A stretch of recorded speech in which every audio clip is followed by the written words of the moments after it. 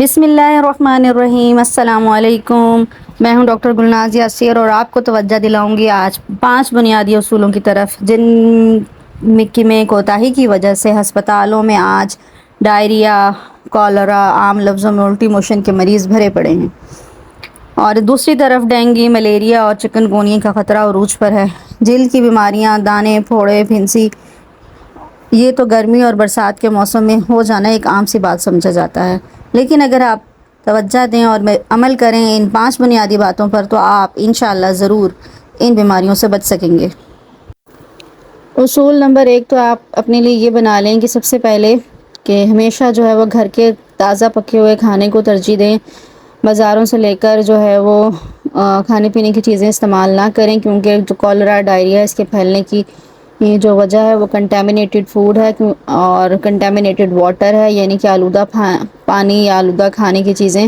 جس سے جو ہے یہ کالرا، پیٹ کی بیماریاں بہت جلدی سے پھیلتی ہیں، کیونکہ یہ جو کالرا ہے یہ فوڈ بورن یا واٹر بورن ڈیزیز ہے، یعنی کہ اس کا جو جراثیم کا آپ کے جسم میں داخل ہونے کا ذریعہ کھانا ہے یا پانی ہے، اگر وہ کھانا یا پانی آلودہ ہوگا تو آپ ڈیفینیٹلی بہت جلدی جو ہے وہ پیٹ کی بیماری کا شکار ہو جائیں گے، الٹی موشن، ڈائریا، اور یہ جان لیوا بھی ہو جاتا ہے اگر اس کو فوری طور پہ کنٹرول نہ کیا جائے۔ کیونکہ برسات کے موسم میں جو کیڑے مکوڑوں کا تناسب اور مکھیوں اور مچھروں کی افزائش زیادہ ہو جاتی ہے، اس لیے کھانے پینے کی چیزوں کو ہمیشہ ڈھک کر رکھیں۔ کسی بھی کھانے پینے کی چیز کو کھلا مت چھوڑیں۔ پانی کی جو گلاس وغیرہ جس پہ پانی پیتے ہیں یا جو بھی برتن آپ یوز کریں ان کو بھی ڈھک کر رکھیں اور دھو کر استعمال کریں پراپر۔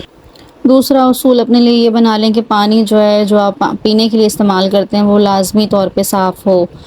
اس چیز کی آج کے دور میں بہت زیادہ اشد ضرورت ہے، کیونکہ میجر بیماریاں جو ہیں وہ گندا پانی پینے کی وجہ سے پھیلتی ہیں، اور پیٹ کی تو زیادہ تر بیماریاں جو ہے وہ گندا پانی پینے کی وجہ سے جو ہے وہ پھیلتی ہیں۔ اچھا، اگر آپ کو جو ہے وہ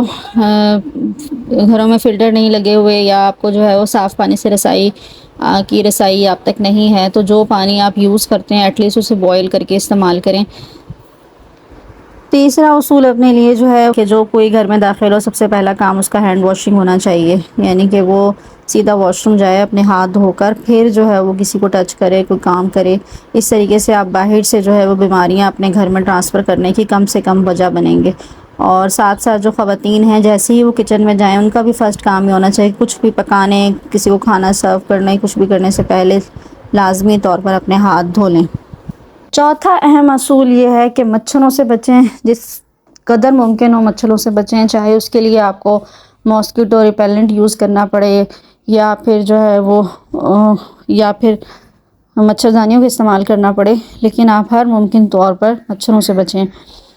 اچھا، مچھروں سے بچنے کے لیے بھی کر سکتے ہیں کہ اپنے بچوں کو خود بھی جو ہے وہ فل کپڑے پہنیں، ہاف سلیوز اور شارٹس مت پہنیں اور نہ بچوں کو پہنائیں۔